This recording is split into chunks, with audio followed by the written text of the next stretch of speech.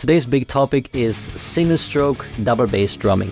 So this video is for anyone who's using a single stroke based foot technique like the ankle technique, flat foot technique, heel down, heel up, doesn't really matter, just based on single strokes. And the reason why I talk about this topic today is recently I had a young drummer join my drum technique mastery program, and actually he got the basic ankle technique down, so he struggled with the ankle technique but not with each foot separately, but he had huge problems combining both feet. And what I'm going to tell you today actually works with every single stroke foot technique out there. So those of you that are struggling with playing tight single stroke double bass, doesn't matter which technique, this would be helpful for you as well. So here's what happened. This young drummer joined my drum technique mastery program. Actually, before he joined, he checked out every YouTube tutorial that I got online, and he got the basic ankle technique down with right and left foot. But his biggest frustration was that he was not able to combine both feet. So then on day one, he started with our 28 days double bass drumming challenge. We just checked on the basic beater swing with right and left foot, first without the bass drum,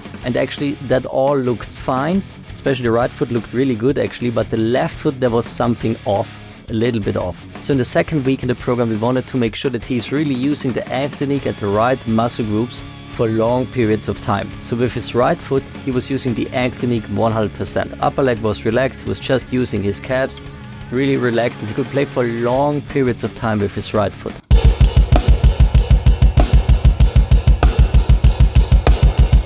So the next big step in week number 2 was to focus on his left foot.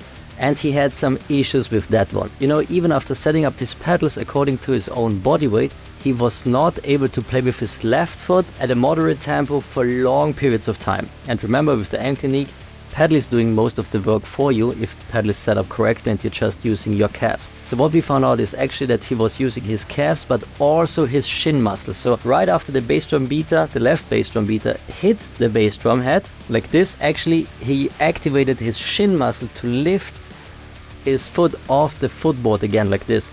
That was exactly what was happening with the left foot, and this reduced his endurance drastically. So at first we started to focus on just the left foot and getting rid of that shin muscle involvement. Actually, this is one of the issues that I've seen quite often. Same for this drummer. He spent so many months just practicing heels down. Now he wasn't able to relax his shin muscle anymore, so actually it took 2 more weeks to just get rid of that shin muscle involvement. But after 2 weeks he was able to just use the ankle technique with his left foot as well.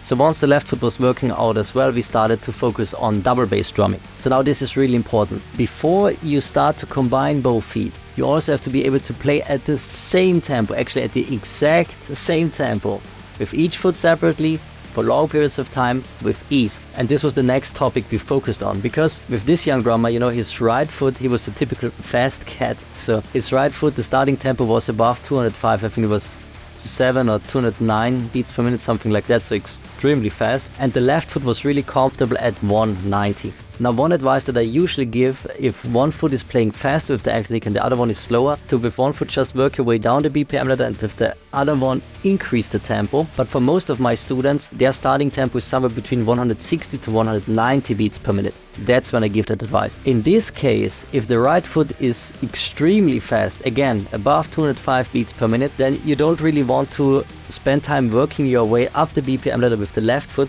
Actually, you just want to focus on working your way down the BPM ladder with the right foot. Because believe me, when you want to combine both feet, playing tight single strokes and sticking to single strokes, not switching to flat flams or flams, is way easier at a slower tempo. Just imagine at a fast tempo of 205 beats per minute, if you're just a little bit off, a little bit slower, actually you will switch to flams and unison strokes immediately. If you compare this to 170, much slower tempo for example, if one of your feet, let's say the left foot, is just a tiny bit slower, then you will start to hear some flams happening, and it's easier to course correct and get back to playing single strokes. So our next step for this drummer was to work our way down the BPM ladder, so down from 205 to at least 190 beats per minute.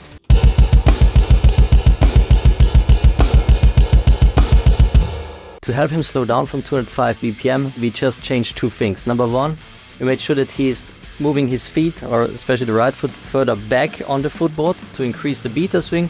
And second, we also attached some beater weights right below the bass drum beater. And the great news is that after focusing on just this one topic for 2 weeks and just adding these 2 things, again, adding the beater weights and also taking care of the foot position, moving further back, he was not only able to slow down to 190, but he worked his way down to 180 beats per minute.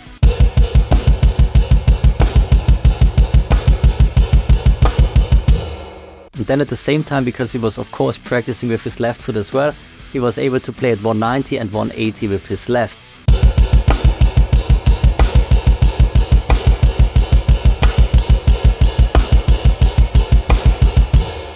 And this is actually where the fun begins. So now this drummer was able to play with his right foot at 180 for long periods of time. Same thing for the left foot, and that's the point in time when you want to combine both feet. So once you got those fundamental skills down, combining both feet is way more fun, because actually all you have to do right now is start the metronome at the one tempo that's most comfortable for you. Then start playing with your leading foot at first. Make sure that you lock in with the metronome, and then add in the left foot as well.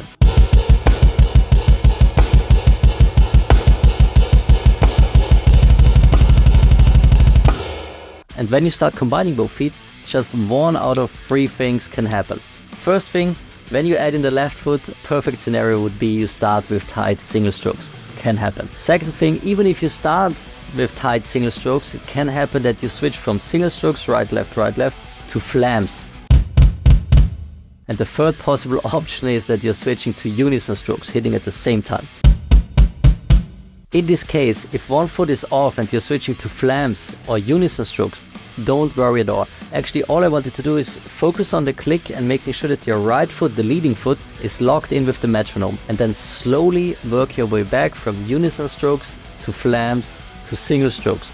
And those of you watching that are able to play single strokes at, let's say, 180 beats per minute with the amp technique will agree that if you're playing single strokes with your feet, tight single strokes, the feeling is completely different than the feeling you're getting when you're hitting with both feet at the same time, or flams. So all you want to do then is play for extended periods of time, 10 to 20 minutes straight. Just focus on single strokes, and yes, you're gonna switch to flams or unison strokes. Just make sure that you get back to single strokes again, and you want to extend this time frame of playing single strokes. That's all you want to do during those 10 to 20 minutes. That's your only goal for your practice session. No, there's not gonna be a perfect 20-minute practice session where you're playing tight single strokes from beginning to end. You're just learning to coordinate right and left foot, and the main goal is to play one after another. This just takes some time. Again, if you got a 20-minute practice session and most of the time you're playing single strokes, sometimes you're just switching to flams and unison strokes, that's a great practice session. Over time, the time period you're playing single strokes is gonna